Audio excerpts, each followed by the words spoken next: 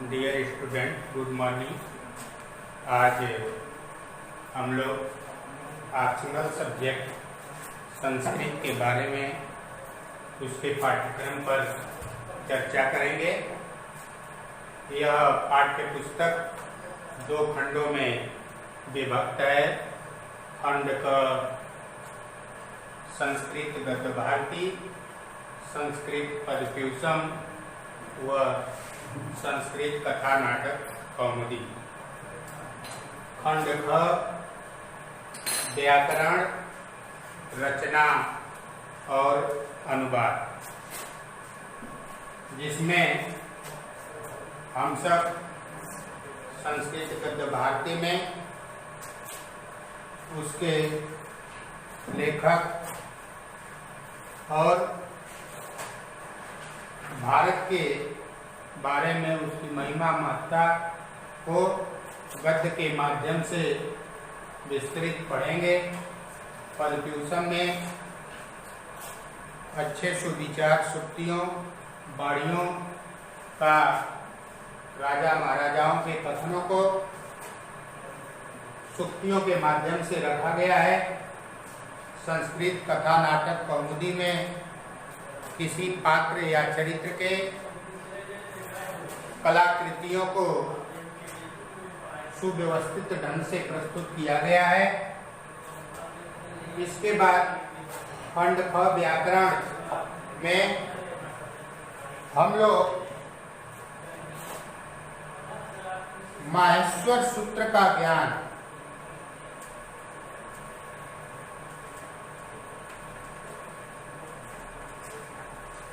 माहेश्वर सूत्र का ज्ञान वह प्रत्याहार के बारे में पढ़ेंगे। इसके बाद पत्र लेखन, अनुवाद, संधि, समास, विग्रह आदि को पढ़ा जाएगा। माहेश्वर सूत्र में हम महर्षि पाणिनि द्वारा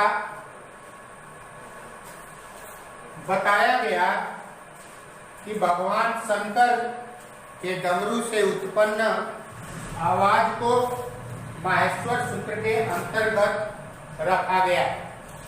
माहेश्वर सूत्र का मतलब होता है भगवान शंकर का सूत्र। यह भगवान शंकर जी के डमरू से उत्पन्न आवाज है। इसमें 14 सूत्र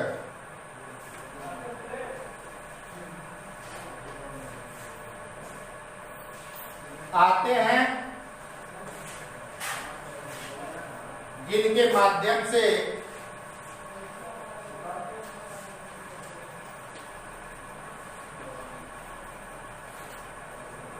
हम सब प्रत्याहार का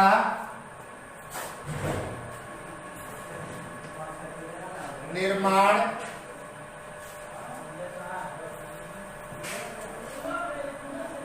करते हैं। इन 14 माहेश्वर सूत्रों के द्वारा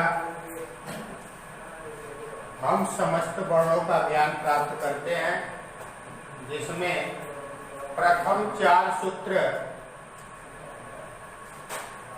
में अच प्रत्याहार के अंतर्गत समस्त स्वर वर्ण और अंतिम 10 वर्णों में समस्त व्यंजन वर्ण पाए जाते हैं।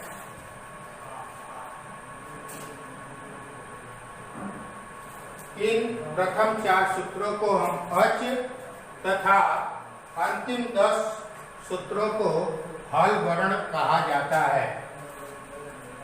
अच वर्ण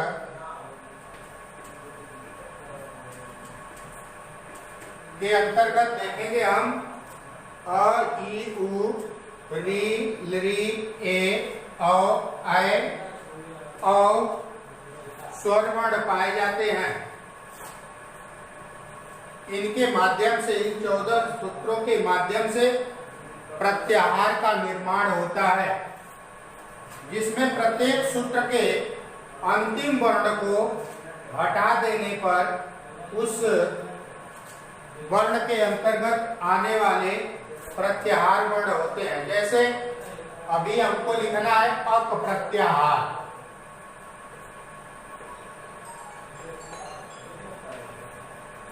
अक प्रत्याहार में कौन कौन से वर्ण आते हैं? तो इसमें जितने हलंत वाले वर्ण होते हैं इनको हम निकाल देते हैं और शेष वर्णों को इस वर्ण के अंतर्गत, इस प्रत्याहार के अंतर्गत रखा जाता है। जैसे अ, ई, उ, री, ली, ये अक प्रत्याहार के अंतर्गत आते हैं। अ, ई, उ, री, ली। उसी तरह से अगर हमको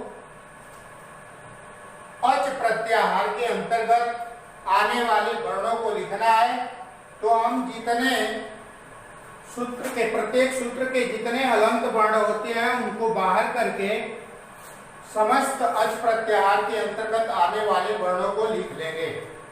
जैसे अ, ई, उ, ड़, अ, ई, उ, री, ली, ए, ओ, ऐ, औ। इसको गिनेंगे 1 2 3 4 5 6 7 8 9। अच प्रत्याहार के अंतर्गत 9 स्वर वर्ण आते हैं। इन्हें अच वर्ण या स्वर वर्ण कहा जाता है। इसी तरह से अंतिम 10 वर्णों में हल वर्ण आते हैं। हल वर्ण को हल वर्ण या व्यंजन वर्ण भी कहा जाता है। इसके बाद हम लोग आगे माहेश्वर सूत्र के बाद संधि आदि अगले क्लास में पढ़ेंगे।